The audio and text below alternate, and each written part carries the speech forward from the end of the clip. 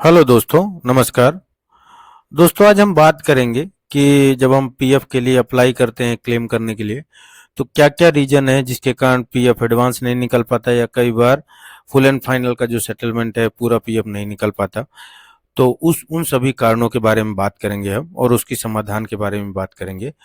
तो पहला इसमें इस क्रमांक में जो इंडेक्स में हम ये देखेंगे कि पीएफ का पैसा रुक क्यों जाता है, पीएफ दावा रिजेक्ट होने का क्या मतलब है, उसका पहला कारण और उसके समाधान, दूसरा कारण, तीसरा कारण, चौथा और पांचवा और सभी के समाधान क्या-क्या कारण होते हैं जिसके कारण पैसा रुकता है और उसके लिए जो समाधान है, हल है, वो हम बात करेंगे। उसके बाद हम एक एग्जिट केस के डेट में देखेंगे कि अगर एग्जिट डेट नहीं डली है तो क्या करते हैं।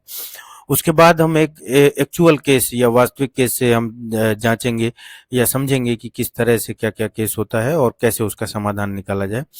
और अगर एम्प्लॉय की डेथ हो गई है तो उस केस में परिवार को पैसा कैसे मिलता है, ध्यान रखने योग्य बातें कौन सी है, इस तरह से। तो पीएफ दावा रिजेक्ट होने का मतलब क्या है दोस्तों, कि पीएफ ऑफिस ने कागज न सही होने पर पैसा रोक दिया है। दूसरा उसका पहला कारण ये है दोस्तों कि अगर आपके आधार में नाम अलग है और पीएफ में नाम अलग है तो उस कारण पीएफ रुक जाता है या रिजेक्ट होता है। तो इसका जो समाधान है दोस्तों ये है कि आधार के अनुसार नाम ठीक कराएं और एचआर से, अपने जो भी एचआर है कंपनी में आपकी या आपके कॉन्ट्रैक्टर में, उनसे इस बारे में मदद लें। इसके बाद दूसरा कारण होता है दोस्तों बैंक खाता गलत होना।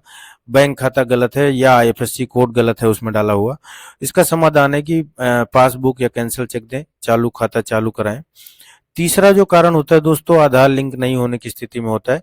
पीएफ खाते में आधार नहीं जुड़ा है, उस केस में आपका पीएफ रिजेक्ट होता है, तो आप अपने यूएएन को आधार से लिंक कराएं।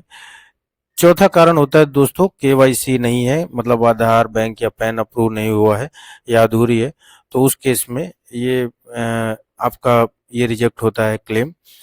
तो उस केस में समाधान जो है वो एचआर से केवाईसी अप्रूव कराना है। आप एचआर में मिलें और केवाईसी अप्रूव कराएं।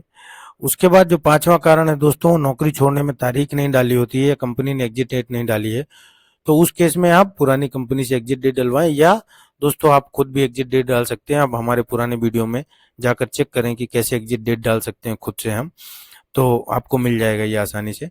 एक केस से समझते हैं दोस्तों कि अगर दावा 58,400 का है, रिजेक्ट नाम अलग होने के कारण हुआ है, तो सुधार के पैसा मिल गया।